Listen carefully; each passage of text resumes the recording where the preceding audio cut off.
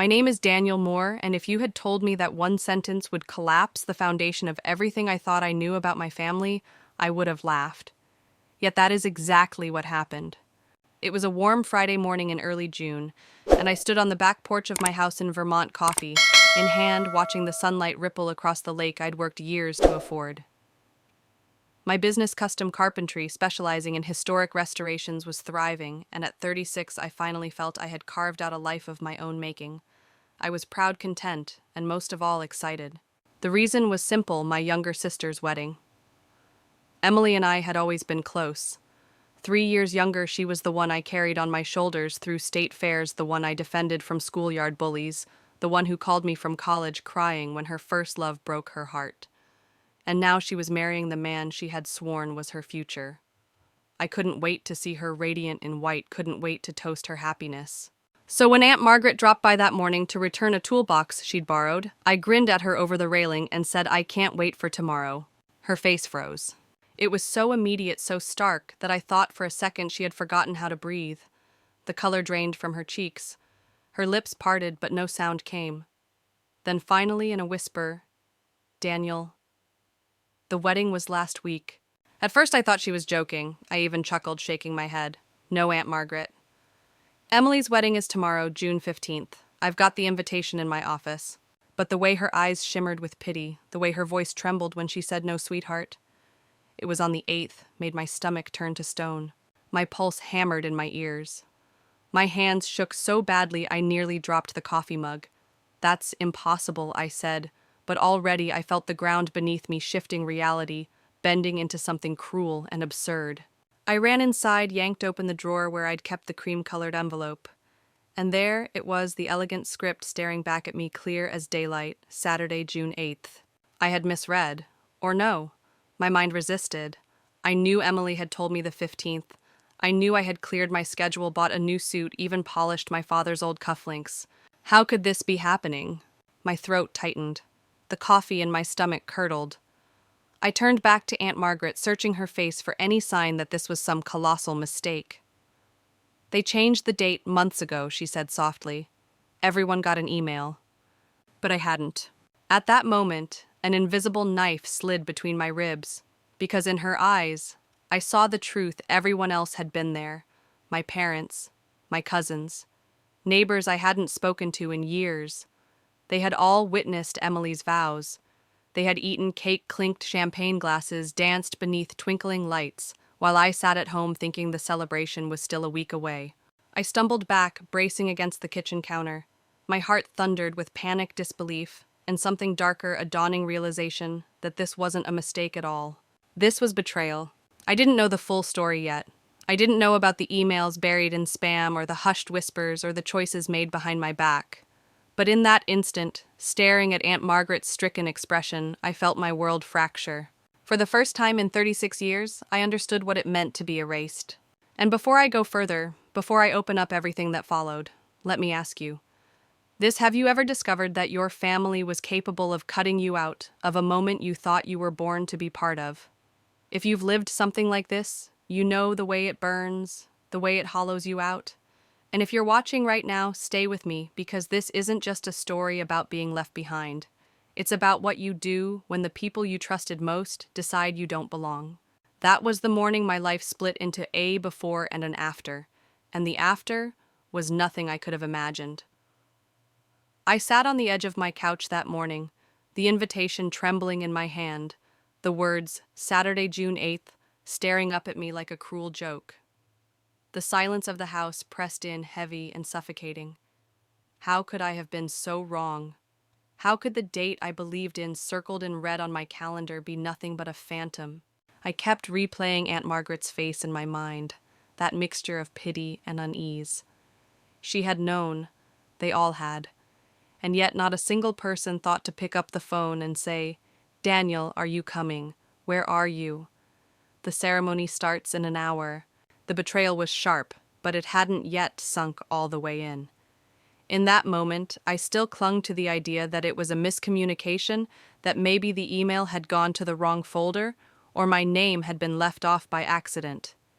Families don't forget their own right. Families don't erase you. I reached for my laptop, heart pounding, and logged into Facebook. Within seconds, the screen became a gallery of everything I had missed. Emily glowing in her lace gown. My parents' arms linked with her as though this were the proudest day of their lives. Cousins I hadn't seen in years gathered around banquet tables, wine glasses raised, and my sister's new husband beaming as he twirled her across the dance floor. Everyone was there, everyone except me. I couldn't breathe, I couldn't think. It felt as though the house around me was tilting, the floor sliding out from under my feet. My pulse rattled in my throat as I whispered to no one. Why didn't they want me there? I tried calling my mother, straight to voicemail. I tried my father. A clipped text, back, we'll talk later. Busy now, busy with what the wedding was over. Busy celebrating, I realized. Busy sweeping me under the rug, pretending I didn't exist. That's when the anger began to burn. I thought about the years I had spent building bonds, showing up for birthdays, driving cross-country when Emily needed me, giving her money for college books when she was short. I thought about late nights fixing Dad's car, the weekends I'd sacrificed to help my parents move houses. I was always there, always dependable, always the one they could count on. And when it was my turn, when the one milestone that should have united us all came, it was as though I had never existed.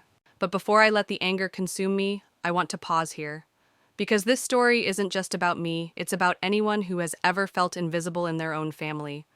If you're listening right now, I want to ask you something. Have you ever been cut out of an event that should have included you? Have you ever been treated like a stranger in the very family you sacrificed for? If you have, I want you to share it. Leave a comment below. Let me know where you're watching from. Your stories matter maybe more than you realize. And if you've ever felt erased, know that you're not alone. And while you're here, if these kinds of stories speak to you, don't forget to subscribe. Not just to hear mine, but to become part of a community that listens, that refuses to let silence bury the truth. Because what happened to me can happen to anyone, and the only way we reclaim power is by telling it out loud. That morning, staring at those photos, I swore I would get answers. I would find out why my sister and my parents and every single relative I had chose to celebrate one of the biggest days of our lives without me. I didn't know it yet, but the truth was darker than I could have imagined. And the path to finding it would change not only how I saw my family, but how I saw myself. This was only the beginning. When the silence of my house became unbearable, I found myself reaching back not for answers, but for comfort. My mind wandered to the years when Emily and I were kids, before life complicated everything, before other people's insecurities poisoned what we had. I was 9 when she was born, and from the moment I held her tiny hand in the hospital room, something inside me shifted. She wasn't just my sister. She was my responsibility, my shadow, my partner in every adventure we stumbled into. I remember one summer in particular, back when our parents were too busy juggling jobs to keep track of us. Emily was 6, I was 9, and we spent every afternoon building forts in the woods behind our house. We called ourselves the Guardians. She insisted on wearing this little red cape Mom had sewn for a school play, and she would march through the underbrush with a stick like it was Excalibur. I would always pretend to be her shield, walking just a step ahead, swatting branches out of her way. That protective instinct never faded. When she was 8, she fell off her bike and shredded her knee on the gravel driveway. Our parents were out, and she was crying so hard she couldn't breathe. I remember scooping her up, running inside, cleaning the wound with shaky hands, and then carrying her piggyback all the way to the living room couch. She clung to me like I was the only solid thing in the world. That night she whispered, "You're my hero." And for years I believed that's who I was. In middle school, the tables turned slightly. Emily had always been sharper with words than I was, and when I started getting picked on for my hand-me-down clothes and my obsession with fixing old radios, she was the one who stood up in the cafeteria, hands on her hips, and told 3 bigger boys to back off or else. They laughed at first, until she threw her lunch tray down on their shoes. The mess, the smell, the way she didn't flinch, that was the end of it. Nobody messed with me again. We carried each other like that back and forth through the awkward years. In high school, I leaned on her more than I realized. I was drowning in part-time jobs to save for trade school, barely holding my grades together. Emily, even as a freshman, would stay up late at the kitchen table quizzing me with flashcards or scribbling math problems out loud just to keep me awake. She made me laugh when I wanted to quit. She made me believe I could actually finish. And when I finally walked across that stage at graduation, it was her voice I heard loudest in the crowd, screaming my name like I was the only one who mattered. That bond followed us into adulthood. When she went to college, I mailed her care packages with tools she didn't need, silly things like duct tape and screwdrivers, because I wanted her to remember who she was: strong, resourceful, unbreakable. And when she called crying after her first breakup, I drove 3 hours through the night just to sit on her dorm floor, listening until she fell asleep. So when I think about that wedding, when I think about the deliberate way I was cut out of it, what twists the knife deepest is that it wasn't just my sister excluding me. It was the person I had protected, defended, and lifted up my entire life. That's why I can't believe it was an accident. Because love like that doesn't just vanish. It has to be pushed, pulled, chipped away until one day it's gone. As I sat there scrolling through her wedding photos, my throat closing tighter with every smiling face that wasn't mine, I thought of that little girl in the red cape declaring me her hero. And I wondered, when exactly did I stop being worth fighting for?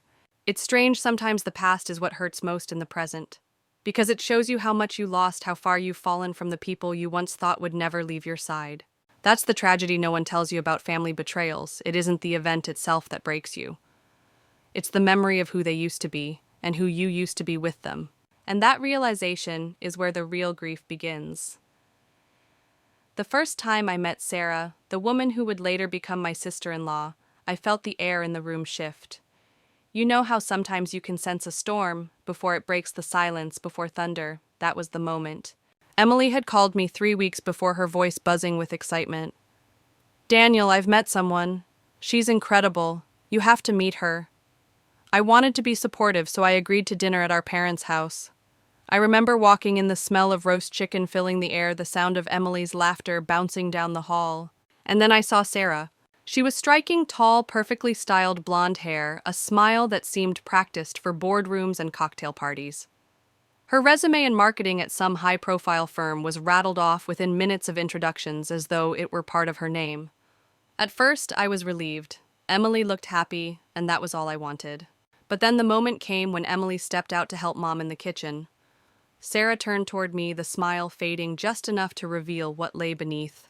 "Emily talks about you constantly," she said. Her tone wasn't warm, it wasn't amused. It was sharp, almost resentful. I tried to laugh it off. "She's my sister. We've always been close."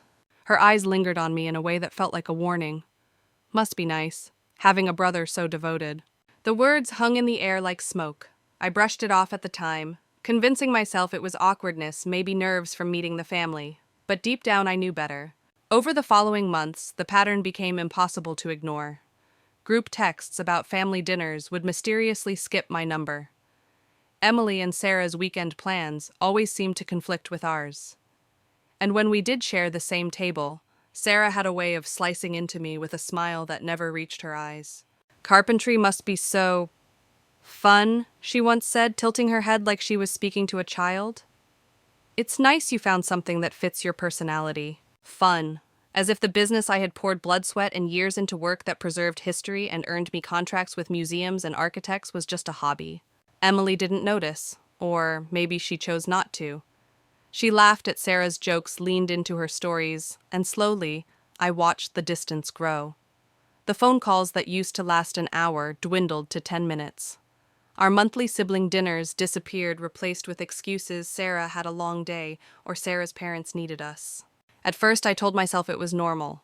Relationships change things. Priorities shift. But every time I tried to plan something, Sarah was the invisible wall between us. It wasn't just about time. It was about identity. With every subtle jab, every exclusion, she chipped away at the bond Emily and I had built since childhood. A bond Sarah couldn't join, so instead she tried to erase it. And here's the part that stung most: Emily let her. She stopped defending me when Sarah's comments crossed the line. She stopped checking in when I went weeks without hearing from her. She let the silence grow until I felt like an intruder in my own family. Looking back now, I can see it clearly. That dinner wasn't just an introduction. It was the beginning of a campaign to edge me out, to sever a connection that Sarah viewed as a threat. And the cruelest part, I didn't fight back. I told myself to be patient, to give her time. I wanted Emily happy, and if this woman was her choice, who was I to interfere? I swallowed the paper-cut insults, ignored the missed invitations, and tried to believe that once the wedding came, everything would smooth out. I couldn't have been more wrong, because what I mistook for small slights was actually the opening act. The real betrayal was still ahead, and it would make those first warning shots feel like nothing more than whispers in the dark. It started with little things so small at first that I almost convinced myself they didn't matter. A missed text, a canceled dinner, a forgotten invitation. But little things have a way of piling up until they feel like an avalanche. I still remember the first time I realized something was off. Emily and I had a tradition the first Friday of every month. No matter how busy we were, we'd meet for dinner. It was our anchor. That night, I drove into the city, fought through traffic, and sat waiting at our favorite diner with a booth by the window. 10 minutes passed. Then 20. Finally, I called her. She answered breathless laughter in the background. "Oh, Daniel, I'm so sorry. Sarah and I ended up at a wine tasting with her friends. I thought I told you, but she hadn't." I stared at the untouched cup of coffee in front of me, trying not to let the disappointment creep into my voice. "It's fine. Another time." Except another time never came. After that, messages started slipping through the cracks. Group texts about family barbecues, I wouldn't hear about them until I saw photos online the next day. Holiday plans, I'd get a last-minute call almost like an afterthought. "Oh, Daniel, we figured you were busy, but you can come if you want." At first I told myself it was bad luck, maybe miscommunication. But there was a pattern, and the pattern had Sarah's fingerprints all over it. She had this way of smiling while she dismissed me. At Thanksgiving, when I mentioned a project I was proud of, a historic barn I'd restored for the state, she smirked and said, "That must be fun. Like playing with giant Legos, right?" The whole table laughed politely, except me. I looked at Emily, waiting for her to defend me the way she used to, but she just shifted uncomfortably and changed the subject. That silence hurt more than Sarah's words ever could. It became death by 1,000 cuts. Christmas rolled around, and instead of our usual sibling gift exchange, Emily texted Sarah, "Thought we'd just do family gifts this year. Keep it simple." When I arrived at our parents' house, Sarah handed out neatly wrapped presents for everyone, including distant cousins, while I sat empty-handed. Emily didn't even seem to notice. Then came the birthdays. For years, Emily and I had a ritual. We'd bake ridiculous cakes for each other, disasters of frosting and sprinkles that tasted more like inside jokes than dessert. That year, my birthday passed with nothing but a text. "Happy birthday, Hope. It's a good one." Sarah says hi. No call, no cake, not even a card. And each time I told myself to let it go. To be the bigger person. Because family forgives, right? Family adjusts. But forgiveness without acknowledgement is just permission. And Sarah took that permission and ran with it. One night I stopped by their apartment unannounced, thinking maybe we could grab dinner. Sarah opened the door, her smile tight. "Oh, Daniel, we weren't expecting you." She let me in, but the atmosphere was icy. Emily was in the kitchen, distracted, barely lifting her eyes from the pasta she was stirring. We sat down to eat, and almost immediately Sarah began her little jabs. "It must be nice, Daniel, having so much free time for your hobby business." My chest tightened. "It's not a hobby. I restore historic structures. I signed a contract last month with the Vermont Historical Society." Sarah's lips curved into a polite smirk. "Of course, that's cute." Cute. Emily didn't laugh. She didn't defend me. She just let the silence stretch until I felt smaller than I'd ever felt in my own sister's presence. That night, as I drove home in the dark, headlights carving tunnels through the trees, I realized what had been gnawing at me for months. Sarah wasn't just careless. She was deliberate. Every missed message, every miscommunication, every dismissive comment, they weren't accidents. They were strategy. She was pushing me out, and what terrified me most was that Emily seemed to be letting her. Before I continue, what would you have done in my shoes? Would you have called it out right then, risked blowing up the fragile peace just to protect your dignity? Or would you have done what I did, bit your tongue, and hoped things would get better? Tell me in the comments below. I really want to know if you'd have had the courage I didn't. 6 months before the wedding, my phone buzzed with a message from Emily. "Can we meet for coffee, just us?" For the first time in months, a flicker of hope sparked inside me. Maybe she had noticed the distance too. Maybe she wanted to bridge it. I drove to the cafe early, rehearsing what I might say, how I could remind her of the bond we once shared. She walked in looking nervous, her engagement ring flashing under the cafe lights. After a few pleasantries, she cleared her throat. So, we've been finalizing the wedding party. Her words felt careful, rehearsed. I smiled, waiting for her to tell me my role. Best man. That was obvious, right? But she hesitated too long. My smile faltered. Vanessa has her 3 closest friends as bridesmaids, Emily continued, and I already have my 3 groomsmen lined up. She stopped sipping her coffee as though it could shield her. It took me a moment to understand. I'm not included, I said. Not a question, a statement. Her shoulders sagged, her eyes darting toward the window. Vanessa wanted to keep things balanced. She already had her heart set on her friends. I really fought for you, Daniel, but I stopped listening. Because the truth was etched across her face, she hadn't fought at all. I forced a smile I didn't feel. It's fine, I understand. But I didn't, not at all. That night, lying awake in the dark, I kept hearing Sarah's voice in my head. Must be nice having a brother so devoted. And I realized what this was. She wasn't just trimming me out of texts or dinners. She was cutting me out of milestones, rewriting my place in Emily's life. When the official invitations arrived 3 months later, the insult deepened. Mine was sent to my old apartment, despite Emily herself helping me move into my lake house more than a year earlier. By the time it was forwarded to me, weeks had passed. The envelope felt less like an invitation and more like a reminder you don't belong. I tried calling Emily, but her voice on the phone was distracted, distant. I thought maybe you were upset about not being in the wedding party, she said. I hadn't heard from you. Upset. That word sliced me open. I wasn't upset. I was blindsided, erased, ignored. I swallowed the bitterness and said only, the invitation was sent to the wrong address. Oh, weird, she replied almost dismissively. Vanessa handled the addresses. I'll let her know. The casual tone, as though my exclusion were nothing more than a clerical error, left me reeling. After that, the cracks widened. Mom casually mentioned a save-the-date card I never received. Aunt Margaret talked about the wedding website, a site I hadn't even known existed, until I asked for the link. Each revelation confirmed what I had feared since that coffee shop. I wasn't just being overlooked. I was being deliberately set aside. And still I tried to pretend it wasn't happening. Still I told myself it would all work out, that family meant too much to let this stand. I worked late into the night, building a custom photo album chronicling Emily's life from our childhood forts in the woods to her college graduation. Page after page, caption after caption, I poured in my heart. It was supposed to be my gift, my reminder to her, that no matter what Sarah thought, I would always be her brother. But deep down I already knew. I could feel it in the pit of my stomach every time I scrolled through family group chats I wasn't in, every time a conversation ended with "we'll let you know" and nothing followed. I was being written out of the story, and I couldn't stop wondering if the people you've spent your life defending, celebrating, and sacrificing for can cross you out of their happiest day. What does that make you to them? Just a footnote, a shadow. Or worse, someone they never wanted there in the first place. What about you? If your own sibling told you there wasn't room for you in their wedding party, after years of standing shoulder to shoulder through every storm, would you accept it in silence like I did, or would you fight for your place? Tell me in the comments. I want to know how you'd carry the weight of being told you don't matter on the day that should matter most. 3 months before what I thought was the wedding, the formal invitations arrived, or rather everyone else's did.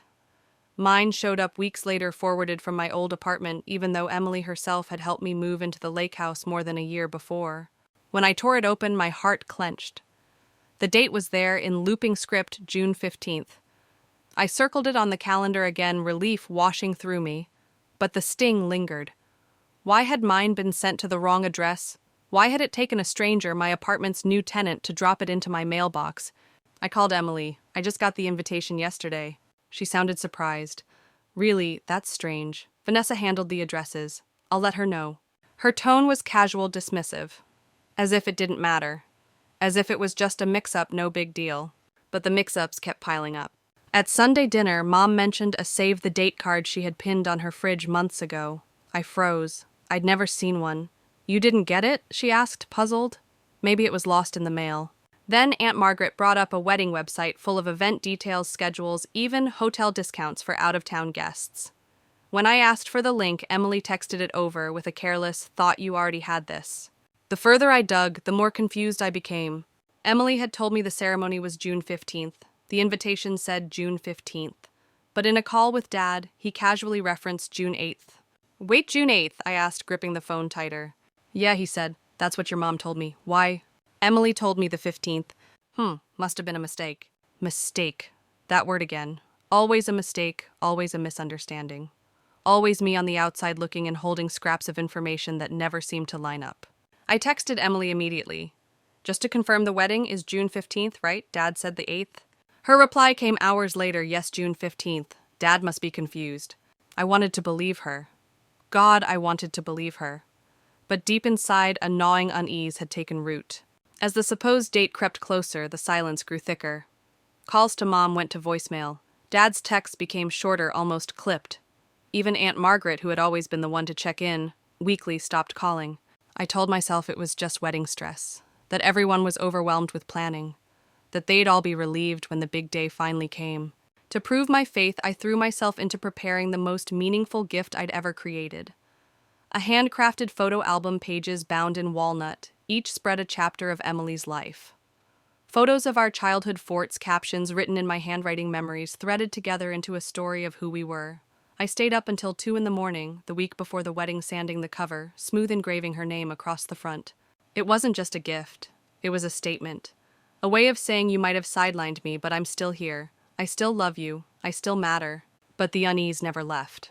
Because every detail, the misaddressed invitation, the missing, save the date, the conflicting dates felt less like coincidence and more like choreography. And if I had been honest with myself, I would have admitted the truth then, that maybe I wasn't supposed to be there at all. The morning of June 15th dawned bright, clear, and buzzing with nervous energy. I woke up before my alarm, the photo album already sitting by the door in its linen wrap. I had ironed my suit the night before, polished my shoes, and practiced the speech I thought I'd deliver at the reception. It was supposed to be Emily's day, and mine too, in a way, her only brother, ready to stand beside her, ready to show that no matter what distance had grown between us, I was still her anchor. I brewed coffee, sat at the kitchen table, and checked my phone for last-minute messages. Nothing. No directions, no updates, no can't wait to see you today. I brushed it off. Maybe they were just too busy. Then I saw it. A notification popped up from Facebook. Congratulations to Emily and Vanessa. What a beautiful ceremony yesterday. Yesterday. Confused, I tapped the tag. A photo filled my screen. Emily radiant in her gown. Vanessa glowing beside her. A backdrop of twinkling lights and summer flowers. Their arms entwined, their smiles wide. The caption, married on June 8th. What a perfect day. My stomach dropped. June 8th, not the 15th, the 8th. I scrolled furiously, post after post, photo after photo. Friends, extended family, colleagues, Aunt Margaret smiling in the front row, Mom dabbing tears with a tissue, Dad laughing at the reception. Everyone was there, everyone except me. I froze. My coffee went cold untouched. My breath came in short bursts, the room closing in. Had I been tricked, lied to, deliberately misled? The evidence was undeniable. While I'd been sanding wood and gluing photographs into a book, my sister had been walking down the aisle. While I was rehearsing what I'd say, they were already dancing, already married, already moving on with their lives as if I didn't exist. The betrayal was bone deep. I texted Emily. Congratulations, I just saw the photos. The wedding was the 8th. No reply. I called her, straight to voicemail. I tried Mom, no answer. Dad, voicemail again, Aunt Margaret, the same. It was as if every line that connected me to them had been cut all at once. Hours passed. I sat staring at the album by the door, the gift meant to prove my devotion. My fingers traced the carved letters of Emily's name, but it felt absurd now, pathetic even. They hadn't just forgotten me. They hadn't overlooked me. They had planned it this way. The misaddressed invitation, the missing save the date, the conflicting information about the ceremony date, the casual tone in Emily's voice every time I asked. It was all too deliberate, too consistent. They hadn't wanted me there, not because there wasn't space, not because of logistics, but because they'd chosen to erase me. And the cruelest part, I would never have known if it weren't for that Facebook notification. They hadn't even bothered to tell me after the fact. No explanation, no apology, just silence. I sat in my suit until the sun dipped below the horizon, the shadows stretching long across the floor. And in that silence, something inside me shifted. For the first time in my life, I wasn't the protector, the cheerleader, the ever-present older brother. I was the outsider, the ghost. And the question echoing in my head wasn't why did they do this to me? It was something darker. What had I done to deserve being erased from my own sister's story? I didn't sleep that night. The house was quiet, but my mind was loud, roaring with questions I couldn't silence. How do you go from being someone's closest sibling, the one they trusted with secrets, the one they built pillow forts with and shared late-night talks, to being erased like you were never part of their story? Every time I closed my eyes, I saw the photos again. Emily twirling on the dance floor, Mom and Dad with champagne glasses raised, Aunt Margaret smiling so wide it almost hurt to look at her. And all the while, not one single face seemed to notice I wasn't there. Not one. I walked the lake house porch until sunrise, pacing with that album in my hand like some relic from a life that had ended. My chest ached with a hollow mix of rage and despair. Rage because they had planned this. Despair because maybe they had finally succeeded in what they'd been hinting at for years, cutting me out for good. I thought about confronting them, marching into town, pounding on Emily's door, demanding answers. But another part of me froze, because what if they didn't care? What if the silence wasn't guilt? It was relief. That thought gutted me more than the exclusion itself. I went over every memory, every conversation from the last year. Emily brushing off my questions about the date, Mom dodging my calls, Dad's vague texts, Aunt Margaret suddenly becoming too busy to check in. It was like puzzle pieces snapping into place, but instead of forming a picture, they spelled out one brutal truth I had been deliberately written out of the script. Why, the question pounded in my head until it became unbearable. And maybe that's where I need you, the ones listening now. Tell me, what would you do if your own family erased you like this? Would you confront them, or would you walk away? Because here's the thing, I wasn't sure which path hurt less. If I confronted them, I risked hearing the words I feared most. We didn't want you there. Words that would crush me. Words I'd never be able to forget. But if I walked away, I'd always live with the uncertainty. Always wondering why. Always questioning what crime I had committed in their eyes to deserve exile. As the sun broke over the lake painting the water gold, I felt that decision hanging over me like a weight I couldn't shake. The album sat on the railing beside me, the engraved letters catching the morning light. I had made it with love, but now it mocked me. Every page, every memory was a reminder of a bond that only I seemed to value anymore. And in that moment, I realized something unsettling. Sometimes love doesn't just fade. Sometimes it's stolen from you, ripped away without warning, leaving you with nothing but the echo of what used to be. That's where I stood on that porch, the lake shimmering below, holding the pieces of a family I wasn't sure I belonged to anymore. I don't have the ending yet. I don't know if I'll ever get the answers. But maybe you do. Maybe someone out there listening has faced this kind of betrayal. If you have, I want to know, what choice did you make? Did you fight to stay in their lives, or did you finally let go? Because right now, I'm standing at the crossroads, and whichever way I turn, I know my life won't ever be the same again. The morning after that sleepless night, I stared at my reflection in the mirror and barely recognized myself.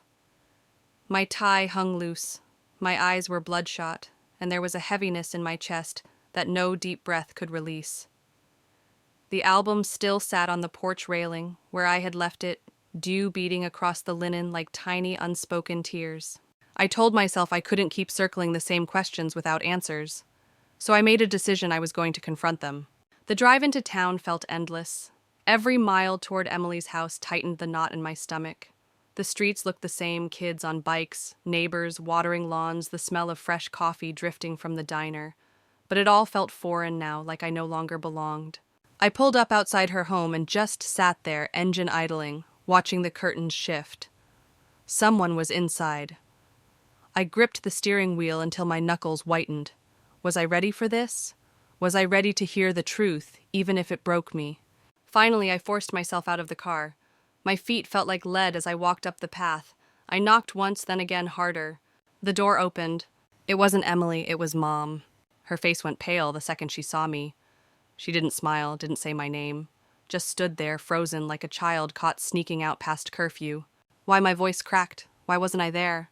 Her lips parted, but no words came. Just silence. That silence was louder than any excuse she could have given me. I pushed past her into the house. The scent of flowers and leftover catering still lingered. The living room was filled with wedding remnants, programs stacked on the coffee table, empty champagne glasses on the counter, a half-deflated balloon drifting lazily against the ceiling. Emily appeared from the hallway, still in a silk robe embroidered with the word bride. Her smile faded instantly when she saw me. "Chris, you weren't supposed to be here." That sentence shattered me more than the Facebook posts ever could. "Not supposed to be here," I repeated, my voice shaking. "I'm your brother. I built your life in that album out there. I would have walked you down the aisle if Dad hadn't been able. And you're telling me I wasn't supposed to be here?" Emily's eyes darted to Mom, then back to me.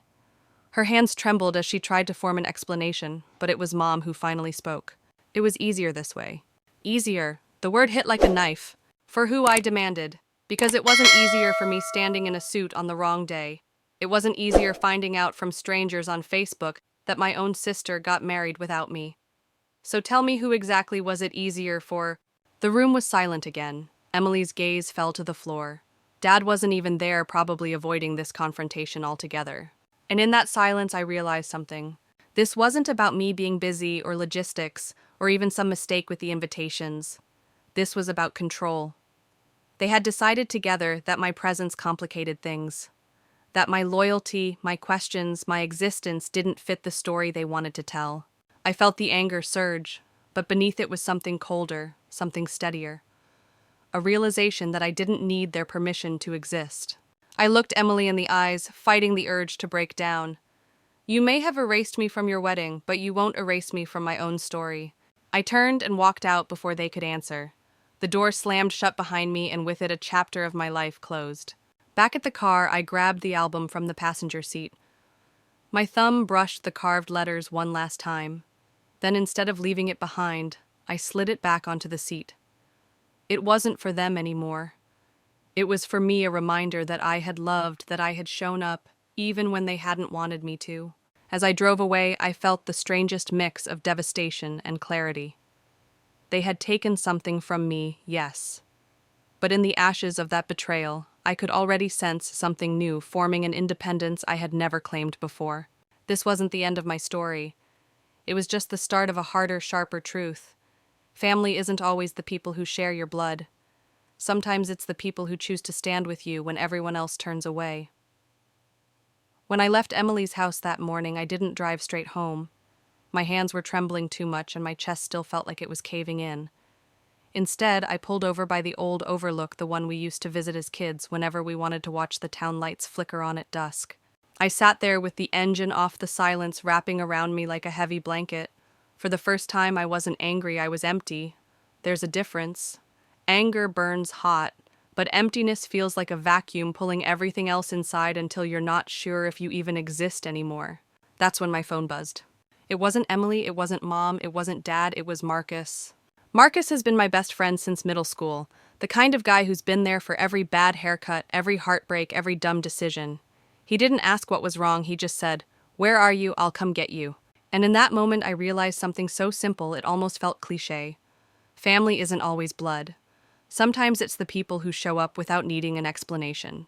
Marcus pulled up 20 minutes later with 2 coffees in a cardboard tray and a bag of breakfast sandwiches that smelled like heaven. He didn't lecture me, didn't press me for details.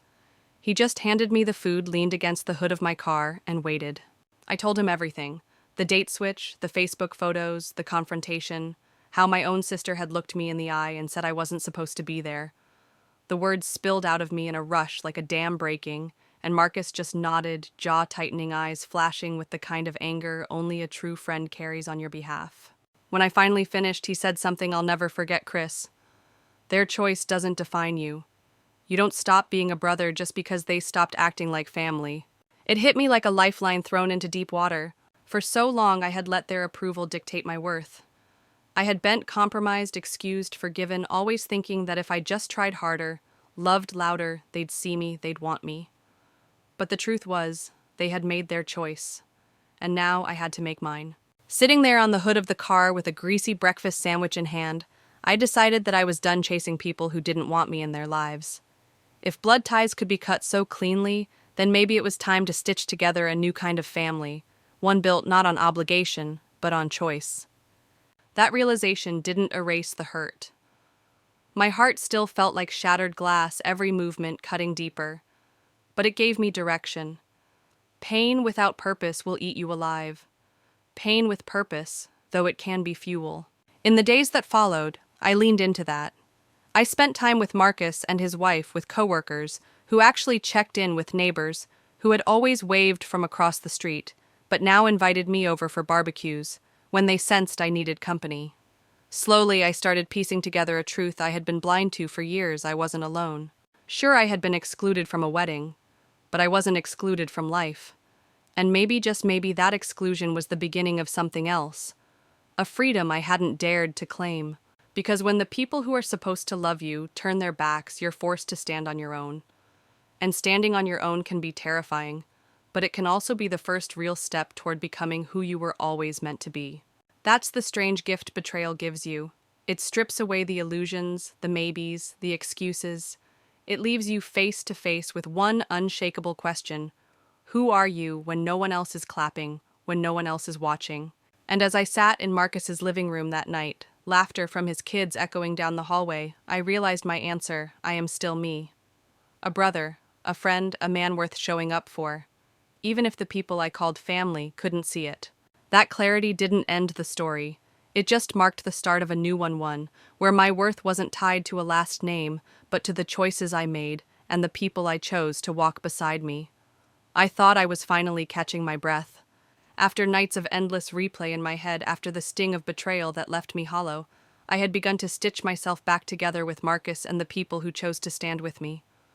For the first time in weeks, I felt something that resembled peace. But peace never lasts long when you've been burned by family. It was a Tuesday evening when it happened. I had just come back from a run, earbuds still in sweat clinging to my shirt. I tossed my phone on the counter, hit the shower, and came back to see the screen glowing. 3 missed calls, 1 voicemail, all from Dad. That alone made my stomach twist. Dad wasn't the type to call unless something was wrong. He was the silent figure, the one who let Mom steer the ship while he sat quietly in the background. So why now? Why, after everything? With shaky hands, I pressed play. Chris, it's your father. Look, your mother doesn't know I'm calling. His voice cracked. Things aren't the way they seem.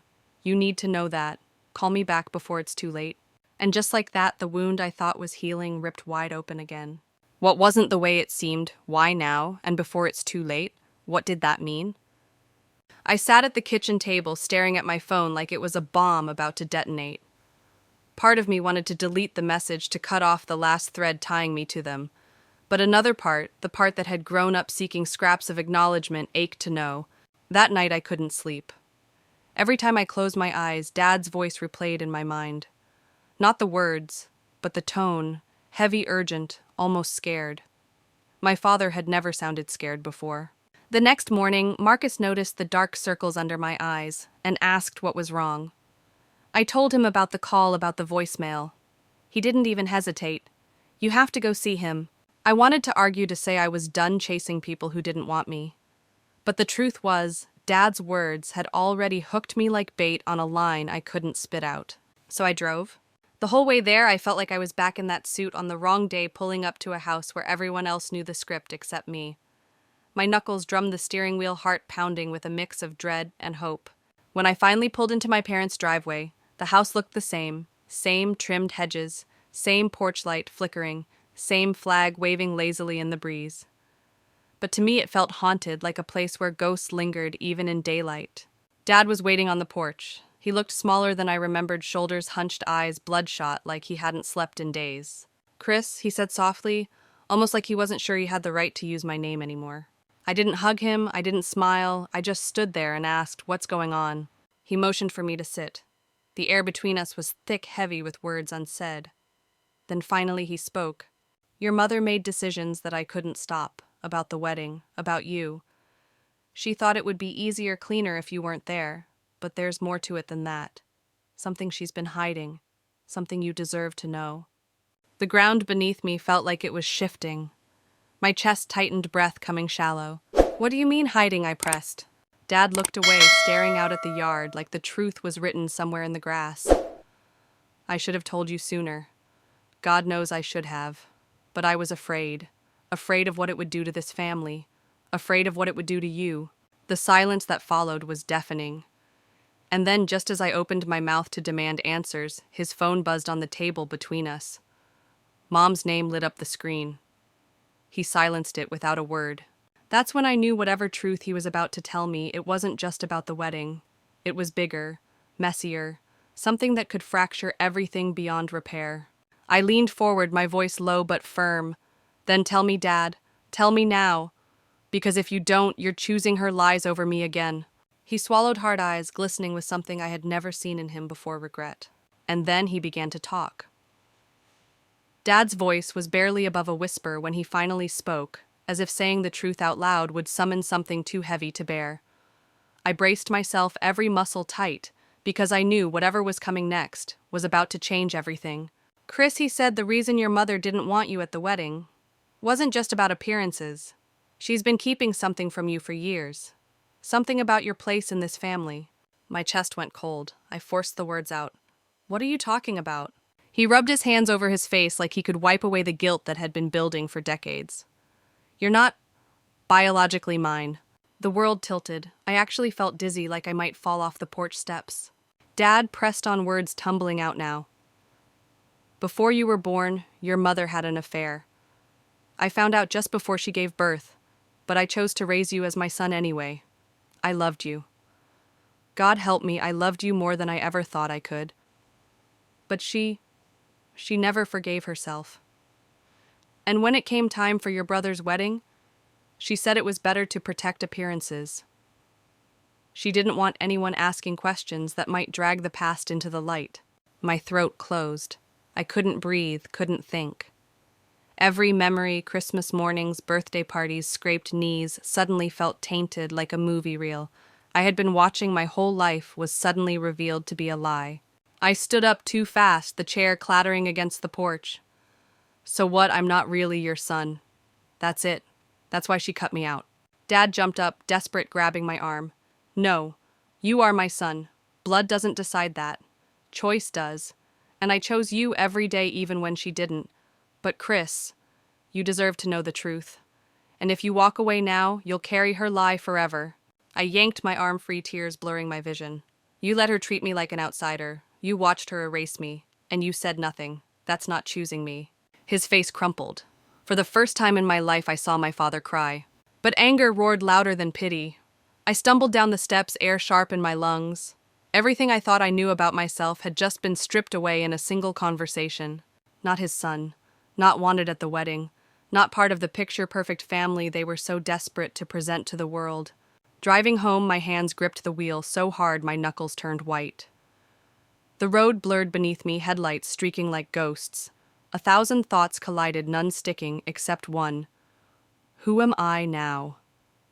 When I finally pulled into my driveway, I didn't go inside. I sat in the car with the engine off, darkness pressing in. And in that silence, the question shifted. If blood doesn't define family, then what does? Maybe Marcus was right. Maybe family is built, not inherited. Maybe the ones who show up when you're broken count more than the ones who share your DNA. But another thought clawed at me, sharp and relentless. If I'm not who I thought I was, then maybe I've been living a stranger's life all along. I knew I couldn't keep this inside. I had to tell someone. But who? Marcus? Sure, but that felt too easy. No part of me wanted to confront Emily, my sister, my flesh and blood, at least according to half the truth.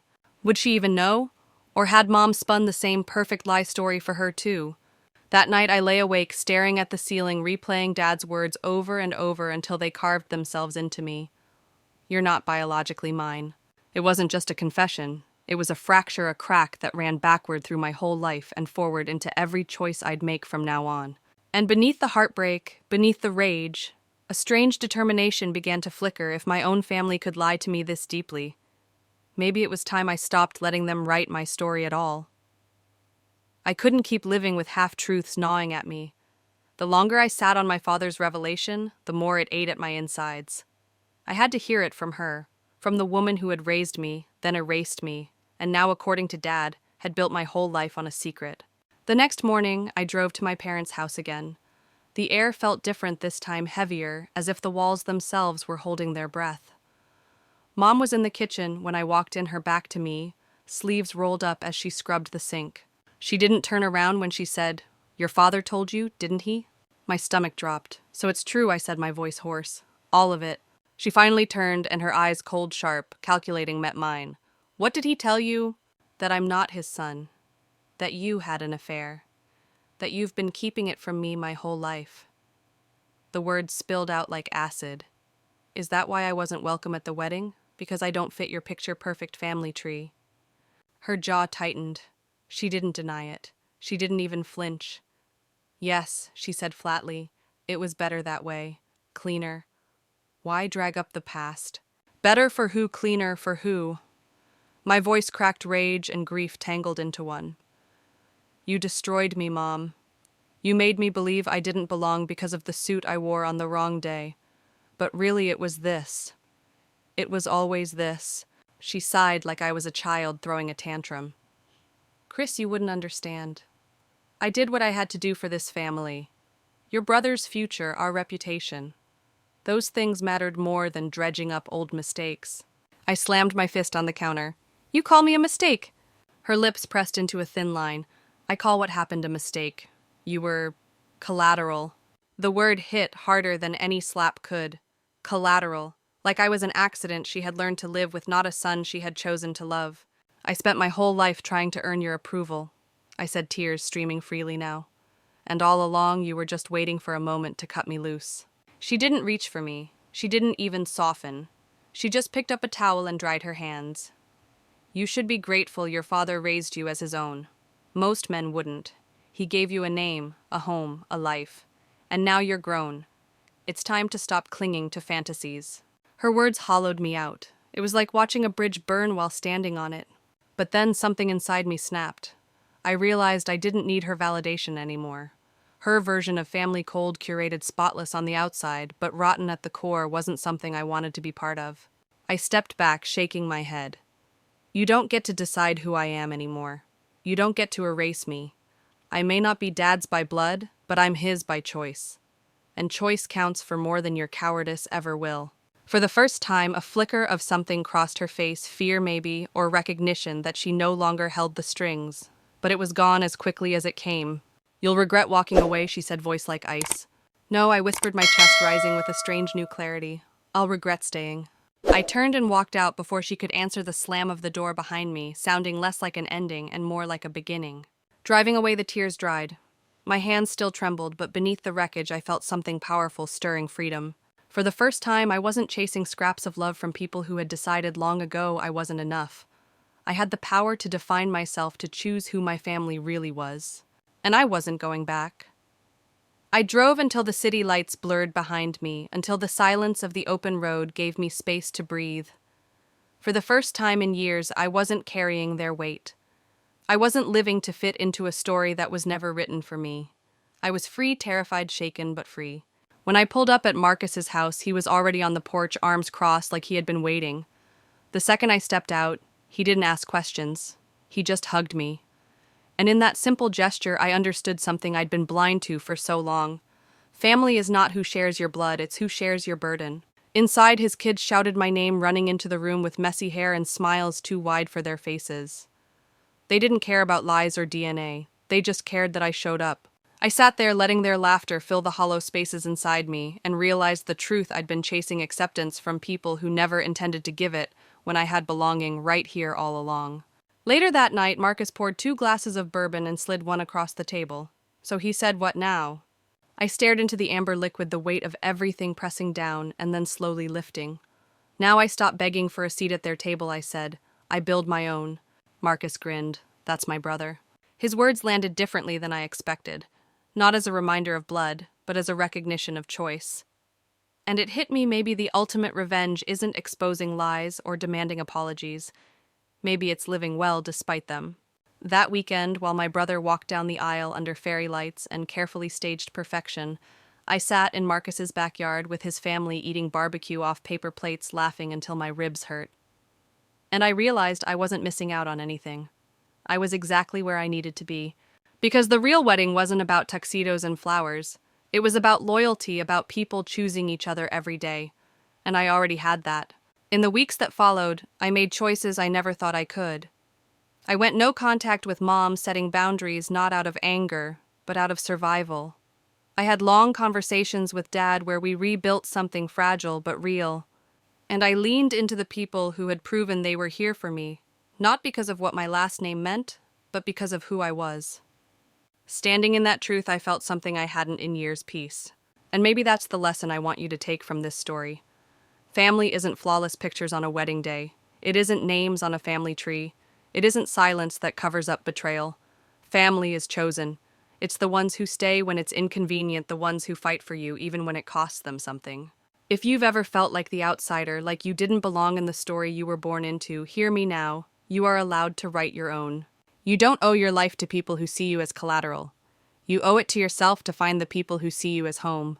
And if this story hit you where it hurts, if it reminded you of wounds you've been carrying, don't carry them alone. Share this video, tell me your story in the comments.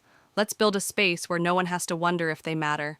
Hit subscribe and stay with us because I promise the next story will remind you again you're not defined by where you came from, but by where you choose to go. So maybe I didn't lose a family that day. Maybe I finally found one. When I look back now, it doesn't feel like a tragedy anymore. It feels like a turning point. For so long, I thought freedom would come when my mother finally admitted her lies, or when my brother saw me as more than an inconvenience.